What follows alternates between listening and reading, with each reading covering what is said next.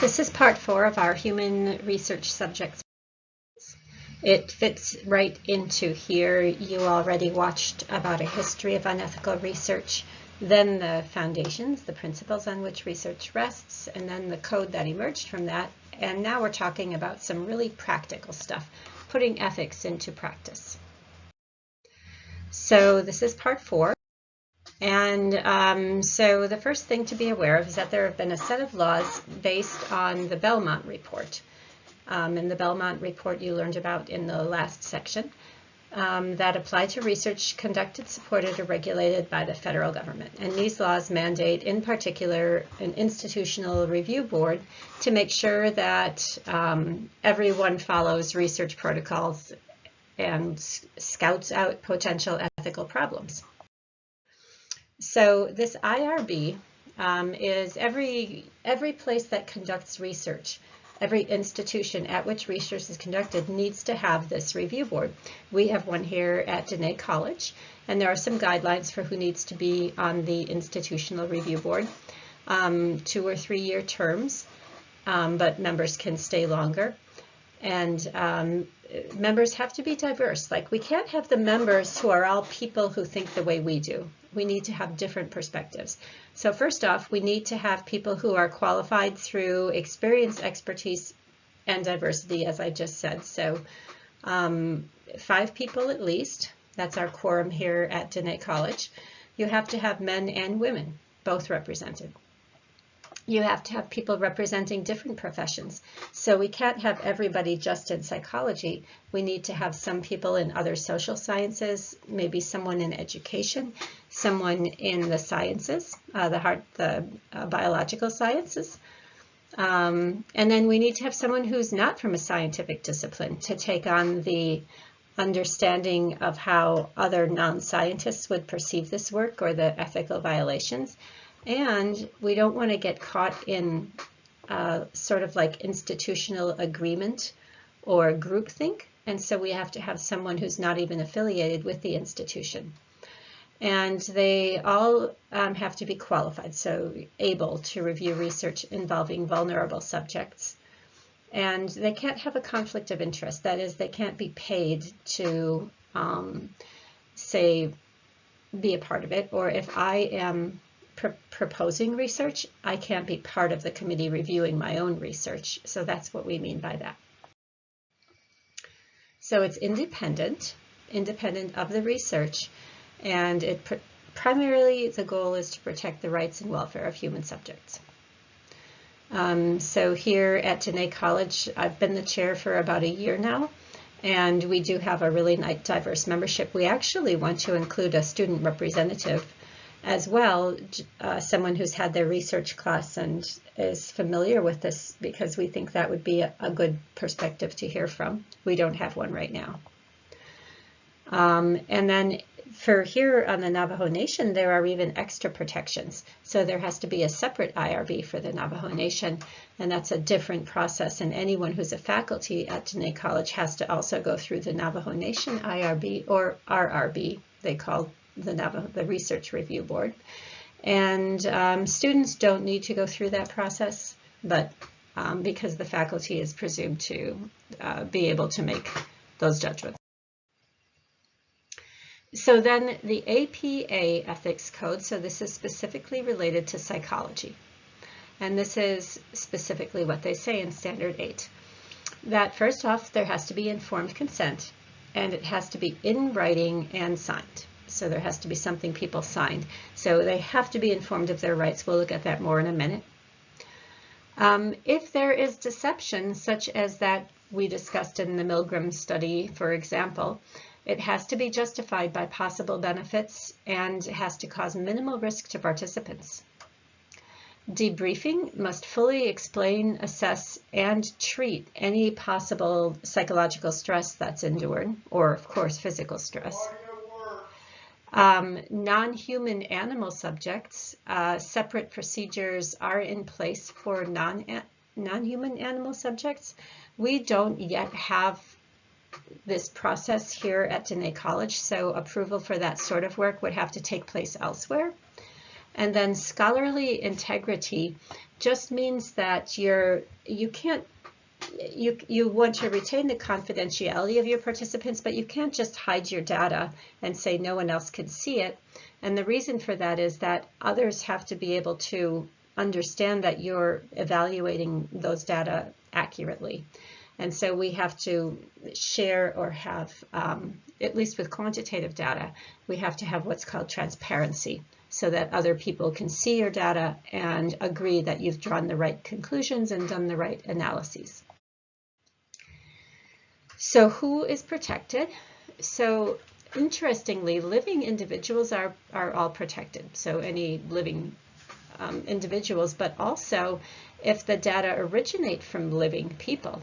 So like if you're asked to give biospecimens, your saliva to test for cortisol, or urine to look for blood sugar, or blood to look for some maybe biological indicator, anything like that that you provide is also protected by the IRB. If those same data originate from non-living people, then the guidelines are a little bit different. And our IRB at Diné College is currently working on understanding and implementing protections for biospecimens. Dr. Hakim at Tuba City campus is doing some very, very fine work, and so we're really trying to expedite this process to make her work more viable. And so the types of study that are addressed by the IRB, so anything that involves some sort of an intervention. So by that we mean a treatment like a medication, or also like in psychology, well, what Milgram did, for example, making people believe that they were shocking, or what Zimbardo did, randomly assigning students to be either prisoners or guards. And less famous examples too, some of the other examples that we've looked at in our study. If something is done to people, then there has to be IRB. If there is, even if the study just involves interaction with people, like you're communicating with someone via in person, by phone, by email, by video conference, even by online survey, that's considered communication, any of those have to go through the IRB. And finally, if there's any identifiable private information, and private information is anything about you, it just means that if we can figure out who you are, even if the information you provide is innocuous, it's not important, then we need to have IRB approval. So this is really about protecting participants' rights. So what needs to be in this informed consent document? So you'll be writing one of these for your study. So subjects have to be informed of everything that might influence their decision of whether they want to participate. So they must be told, every informed consent has to include what they'll be doing during the study and how long it will take. It has to include the purpose of the study, including the benefits to the individual themselves and like to science and society, those things we've talked about earlier. The researcher does not have to reveal the full hypothesis and the literature view, the thinking foundation of the study. And in some cases, revealing the hypothesis would be detrimental to the study. So that doesn't have to be included. And we'll talk more about deception shortly. The potential risks of participation. So the work that you are developing, you probably think has minimal risks. Nothing going on here. What if someone listens to music while they're making art? So what? What if someone completes a survey about Canalda? So what? You might be thinking that. But every study has some potential risks. So you will be asked to evaluate potential risks of participation and to really think creatively, like think of isolated cases. Is there anyone who might be harmed by participating in the work that you're doing? Participants have to be informed of the right to withdraw at any time. So they can leave your study right in the middle if they want to. And then privacy and confidentiality is the main other aspect that needs to be revealed to participants that might impact whether they want to participate. So private information gained during the study must be anonymous if that's possible. And by anonymous, we just mean nobody knows who they are. So their identity is completely, nobody's aware of their identity. And confidential means that, okay, the researchers do gather information about who's participating, but they keep it locked up in a secure server, and they don't ever keep the data together with the name of the person providing the data. So privacy, a little bit more. Think about these issues. These are things the IRB has to think about. Is it an invasion of privacy if people are videotaped against their knowledge? So you're interested in people's, this is the example I gave in class recently, you're interested in people's hand washing behavior. To what extent do people wash their hands after using a public restroom? And so you put up a little camera in the bathroom. That doesn't capture like them actually using the toilet, so not that sort of thing, but it captures their sink behavior. Is that an invasion of privacy? What if you're observing people in public places? You're interested in mask wearing behavior, and so you sit down at the entrance to a Walmart and you take notes on the number of people wearing masks as they enter the Walmart. Or you're in a bar, you want to know about people's dating behavior, and so you just sit in the bar and you observe people as they get together and meet other people. What if you are conducting secret observations, but nothing embarrassing or illegal occurs? An example of this is a study that was done. The purpose of the study was justified, but it was filming actually in hotel rooms, and nothing embarrassing, nothing illegal occurred the way this filming was done. Nothing was videotaped that could be embarrassing or illegal. But is that an invasion of privacy? Here's the specific example. What if there's a bar and you don't actually sit in the bar and take notes, but there's a security camera in the bar, and you get together with the bar owner and say, hey, could I use the cameras, the videos that you're taking in your bar to gather data on courtship behaviors of men and women? Is that an invasion of privacy? What about, again, going back to this hand washing thing, what if you're observing embarrassing behaviors? Like what if you didn't wash your hands after you went to the bathroom one time in a public bathroom, you were just kind of late, and then you discover that someone has observed this either through camera or in some way, but they'll never know who you are, they'll never know your identity. Is that an invasion of privacy? So typically, whether anything that could potentially be an invasion of privacy is allowed is based on a cost-benefit analysis. What are the risks and what are the benefits? And if the benefits are very great, like for example, it might be very important to understand people's hand washing behavior at a time of a pandemic, like early on when we thought that the primary transmission was through say, contact. That might be a real big benefit to health if we understand people's hand washing behavior, because then we can really implement interventions maybe. So let's say there's a big benefit and the cost is minimal in that you're not ever going to know people's identities, and you're not going to record any like unclothed or using the actual facility kind of behavior.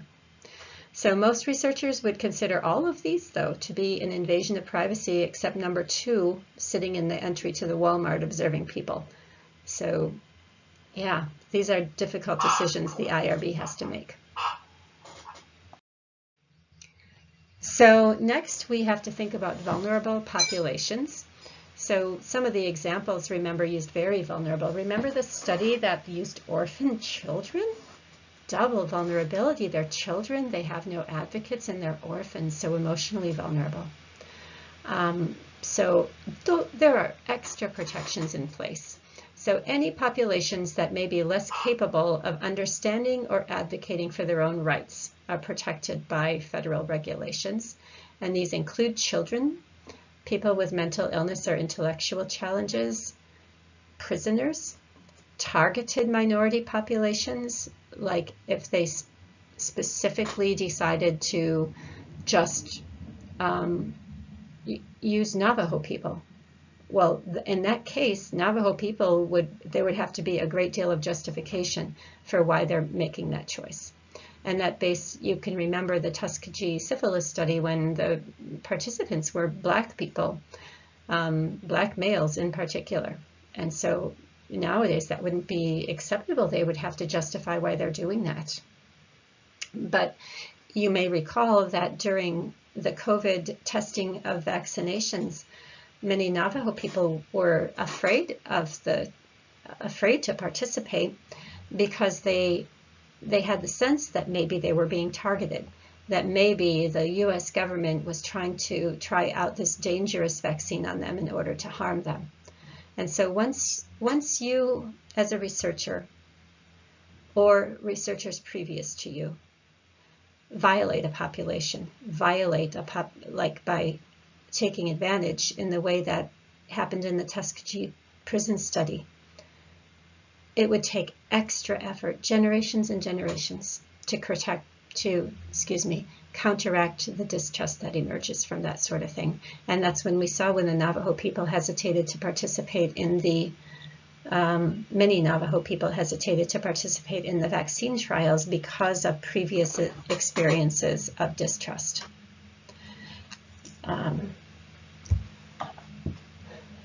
Fetuses are protected, so pregnant women is often how we think about that. And people who may be suicidal, also vulnerable populations. And this is not a finite list. There are other populations that would also have special protections. And so there's a lot of extra work that individuals have to do if they wish to work with any of these special populations. So some populations are not officially considered vulnerable. That is, they're not like legally mandated to have special protections, but they're generally addressed anyhow in the IRB because of power differences. And what about this? You have a really well-funded study, and the study is interested in people who are poor. So there's a power difference. You have individuals with a lot of money working with people who need money. And so then those poor people could be manipulated by getting, say, compensation that's really high.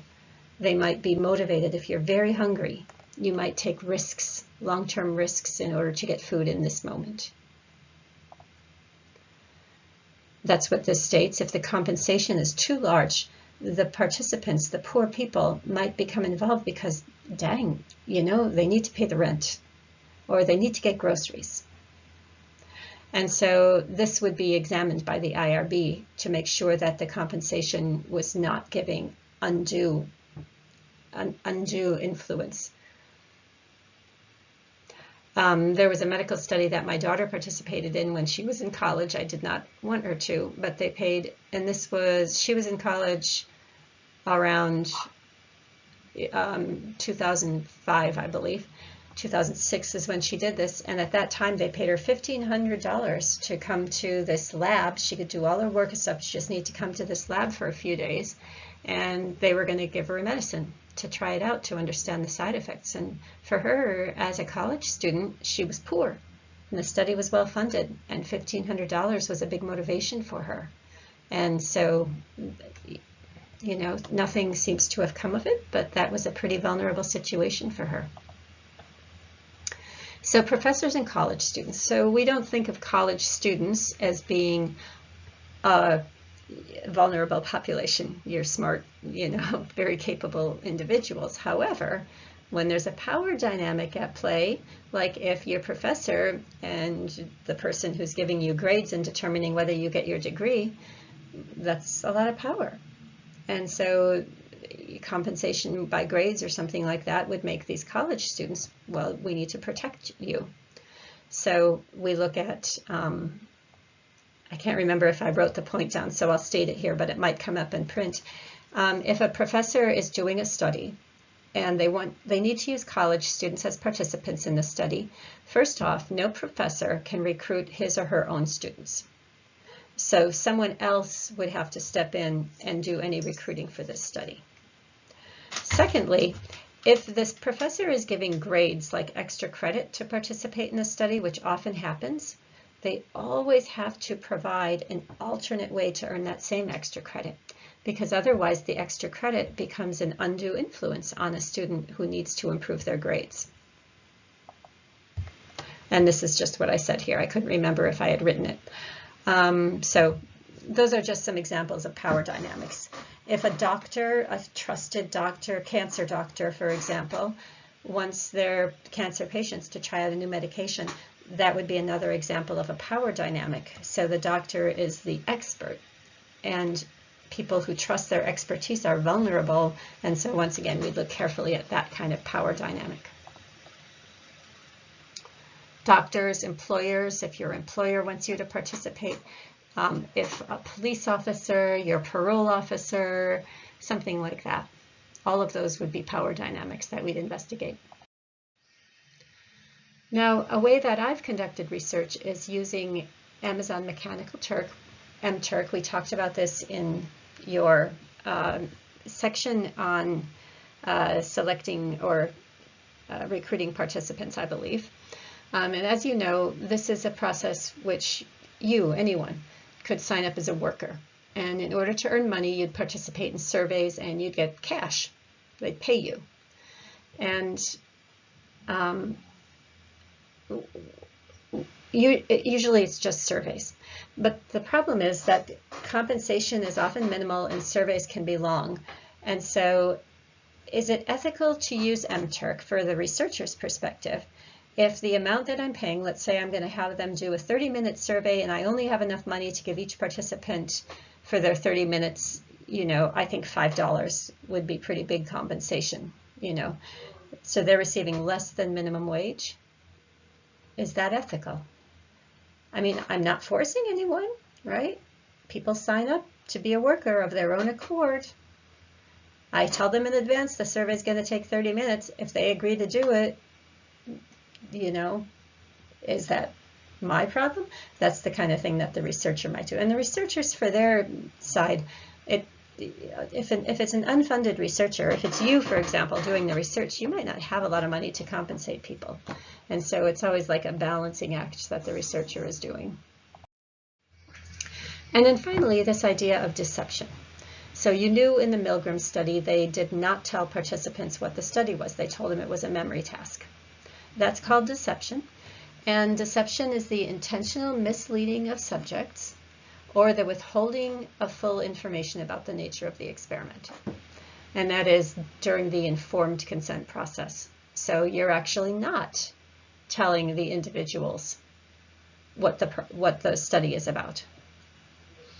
You might need to do it. The Milgram study could never have been conducted if Milgram had said, this is a fake shocking system, and the person who's screaming behind there is not real. He's not really in pain.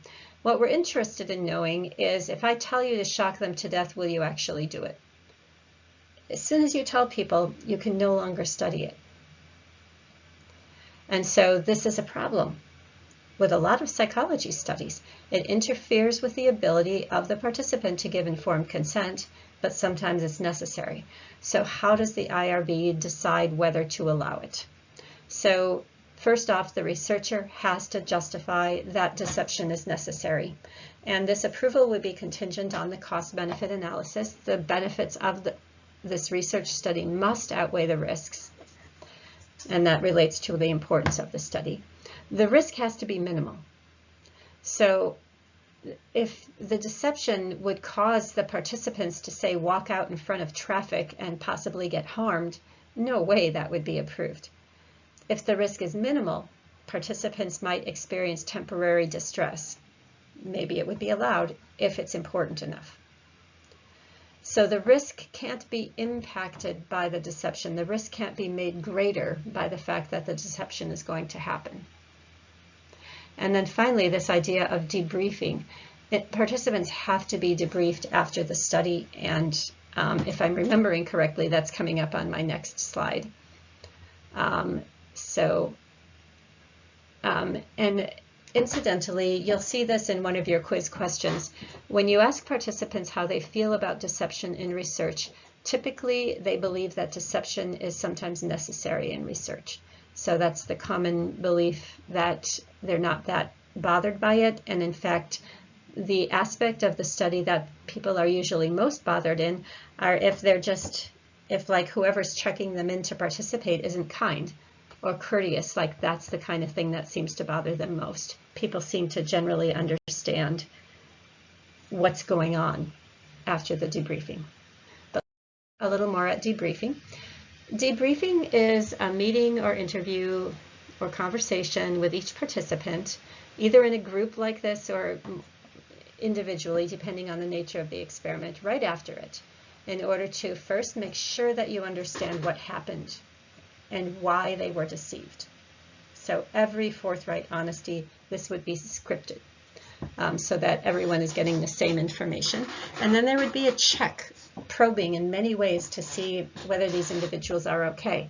This may include like a questionnaire, but more likely includes an interview, so that individuals who might not be okay can, many different ways to get them to reveal that, and then providing competent support if any individuals are in fact distressed. So I was working in an EEG lab, and that is a lab where individuals put a cap on that has electrodes that measure electrical activity in their brain, and then they're asked to do a number of tasks. And the researcher was studying depression. And there are some indicators of depression related to which of these electrodes are active in typical people. So afterwards, the graduate assistant, who is a doctoral student in psychology, would interview each person who participated. And during that interview process, if somebody needed counseling, that would be provided right away by these trained doctoral students who are involved in this research. Sometimes the competent support is the referral to an outside source. So if it was you conducting the study and you did a debriefing afterwards, you might not have someone skillful right there. So perhaps you would contact somebody like Dr. Begay or Dr. Barba, for example, both of whom are trained practicing counselors. And maybe they would agree to provide support if anyone is distressed, if they supported your work. Or maybe you would refer them to a hotline of some sort where they could get support if they were distressed. So, brief summary. Participants' right includes informed consent, the right to withdraw, anonymity, and confidentiality. And other protections include these special protections for vulnerable populations, the use of deception only under particular circumstances, and appropriate compensation that does not exert undue influence.